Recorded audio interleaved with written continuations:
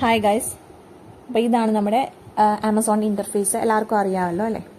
So നമ്മൾ ഇത് ആമസോണിൽ ഏത് പ്രോഡക്റ്റും പർച്ചേസ് ചെയ്യാം നമുക്ക് പേ ലേറ്റർ എന്ന് പറയുന്ന ഒരു മെത്തേഡ് ഉപയോഗിച്ച്.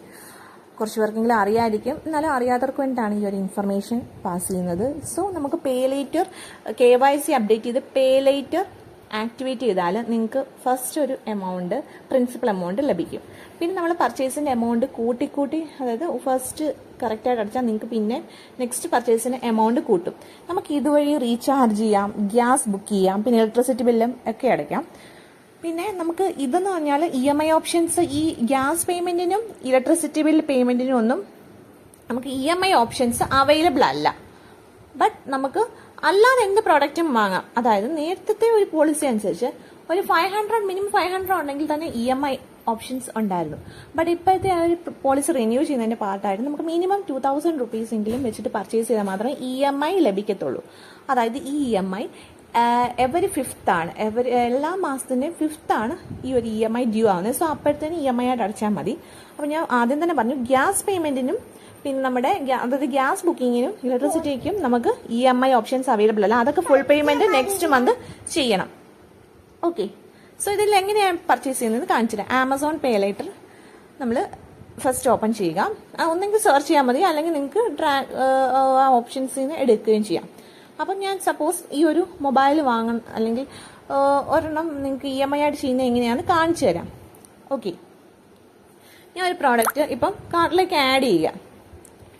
നിങ്ങൾക്ക് ഇഷ്ടമുള്ള പ്രൊഡക്റ്റ്, അതായത് നിങ്ങൾക്ക് ഏതും ഇലക്ട്രോണിക്സ് പ്രൊഡക്ട്സോ എന്തും, നിങ്ങൾക്ക് ഈവൻ ബ്യൂട്ടി പ്രൊഡക്ട്സ് വരെ നിങ്ങൾക്ക് ഈ ഒരു അതായത് മിനിമം 2000 ഉണ്ടെങ്കിൽ നിങ്ങൾക്ക് ബ്യൂട്ടി പ്രൊഡക്ട്സ് വരെ EMI ഓപ്ഷൻസിൽ പർച്ചേസ് ചെയ്യാം. ഓക്കെ, അപ്പോൾ എനിക്കിപ്പം പ്രിൻസിപ്പൽ എമൗണ്ട് അപ്രൂവ് ആക്കിയിരിക്കുന്നത് 35,000 ആണ്. എമൗണ്ട് ഔട്ട്സ്റ്റാൻഡിങ് എനിക്ക് പേ ചെയ്യാനുള്ള ഔട്ട്സ്റ്റാൻഡിങ് എമൗണ്ട് എന്ന് പറയുന്നത് 1057 ആണ്. ഞാൻ ട്രാൻസാക്ഷൻസും റീപേയ്മെന്റ് ഹിസ്റ്ററി ഒക്കെ നിങ്ങൾക്ക് ഒന്ന് കാണിച്ചു തരാം.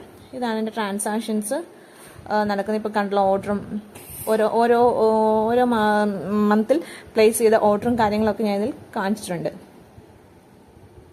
ഓക്കെ, ഇതെല്ലാം എൻ്റെ ഓർഡർ ഹിസ്റ്ററിയാണ്.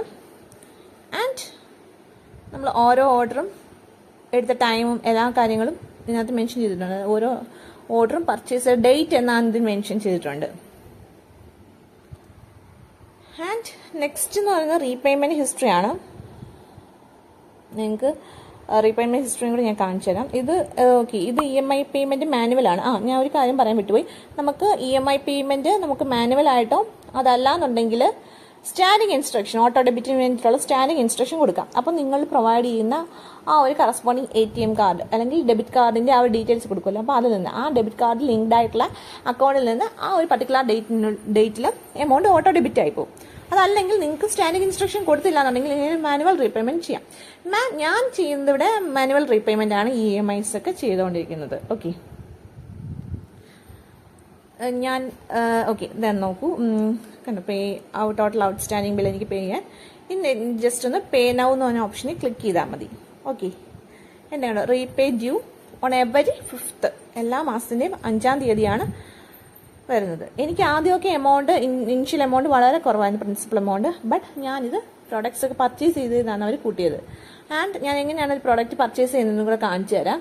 ഞാൻ ജസ്റ്റ് ഒരു എക്സാമ്പിളായിട്ടൊരു മൊബൈൽ എൻ്റെ കാർട്ടിലോട്ട് ആഡ് ചെയ്യുകയാണ്. ഓക്കെ, ഞാൻ ടോട്ടൽ ഒരു 18,999 വരുന്ന ഒരു മൊബൈൽ ആഡ് ചെയ്യുകയാണ്. ഓക്കെ, കണ്ടല്ലോ. ആൻഡ് എൻ്റെ കാർട്ടിൽ കുറച്ച് ഐറ്റംസ് ഒക്കെ കിടപ്പുണ്ട്. ഞാൻ കുറച്ചൊക്കെ ഞാൻ വിഷ് ലിസ്റ്റിലേക്ക് റിമൂവ് ചെയ്തിട്ടുണ്ട്. ഓക്കെ, ബാക്കി ഇരിക്കട്ടെ. ഞാൻ എൻ്റെ കീബോർഡ്, കുറച്ച് കാര്യങ്ങളൊക്കെ, കുറച്ച് കാറിൻ്റെ അക്സസറീസ്, അങ്ങനെ കുറച്ച് കാര്യങ്ങളൊക്കെ കാർഡിലോട്ട് ആഡ് ചെയ്തിട്ടുണ്ട്. അപ്പോൾ ഇതിൻ്റെ എൻ്റെയർ പ്രോഡക്ട്സിൻ്റെയും കൂടി ആ ഒരു ടോട്ടൽ എമൗണ്ട് ആയിരിക്കും ഇപ്പോൾ കാണിക്കുന്നത്. ഓക്കെ, ഇപ്പം ടോട്ടൽ എമൗണ്ട് 21,205 ആണ്. അതായത് 21,205 ആണ് ഇപ്പോഴത്തെ ഈ എൻ്റെ ഒരു ടോട്ടൽ എമൗണ്ട്, ഈ എൻ്റെയർ പ്രോഡക്റ്റിൻ്റെ കൊണ്ട് എമൗണ്ട്. അപ്പം ഇത്രയും കൂടി എനിക്ക് EMI ആയിട്ട് സ്പ്ലിറ്റ് ചെയ്ത് ചെയ്യാനായിട്ടാണ് ഞാൻ പോകുന്നത്. ഓക്കെ, ഇനി പ്രൊസീഡ് ടു ബൈ കൊടുക്കുക. ഇപ്പോൾ 5 ഐറ്റംസ് എൻ്റെ കാർട്ടിലുണ്ട്. ആൻഡ് നമ്മൾ പ്രൊസീഡ് ടു ബൈ കൊടുത്തു. ഓക്കെ, എന്താ ഇവിടെ ആമസോൺ പേ ലേറ്റർ എന്ന് പറഞ്ഞിട്ടൊരു ഓപ്ഷൻ കണ്ടല്ലോ. അവിടെ ഇപ്പം എനിക്ക് അവർ പ്രിഫർ ചെയ്തേക്കുന്ന ഒരു EMI എന്ന് പറയുന്നത് 9 months ആണ്. കാരണം അതിന് ഇൻട്രസ്റ്റ് കുറവാണ് 9 months ആകുമ്പം. എന്നാൽ എനിക്ക് വേണമെങ്കിൽ 12 monthsലേതും അവിടെ കൊടുത്തിട്ടുണ്ട്. പക്ഷെ 24% ആണ്, എങ്കിൽ കൂടിയും കുറച്ചുകൂടെ ഇൻട്രസ്റ്റ് റേറ്റ് കൂടുതലാണ്. അപ്പം 9 മന്ത്സോ 12 മന്ത്സോ നമ്മുടെ ഇഷ്ടാനുസരണം ചൂസ് ചെയ്യാം. ഓക്കെ. പിന്നെ എന്താണ് മുകളിൽ എഴുതിയിട്ടുണ്ട് 250.22 GST included will be charge by lender for all EMI. ആ ഒരു GST ഇൻക്ലൂഡ് ചെയ്യും. ഓക്കെ. എന്നിട്ട് എന്ത് ചെയ്യുക, നമ്മളവിടെ സെലക്ട് ചെയ്ത് കൊടുത്ത് എന്നിട്ട് ജസ്റ്റ് കണ്ടിന്യൂ ചെയ്യുക. അപ്പം അത്രേ ഉള്ളൂ. നമ്മൾക്ക് പേ ലേറ്റർ യൂസ് ചെയ്തിട്ട് എന്തും ചെയ്യാവുന്നതാണ്. ഇനി പേ നൗ കൊടുത്താൽ നിങ്ങൾക്ക് ആ ഒരു പർട്ടിക്കുലർ EMIയിൽ ആ പ്രോഡക്റ്റ് കിട്ടും.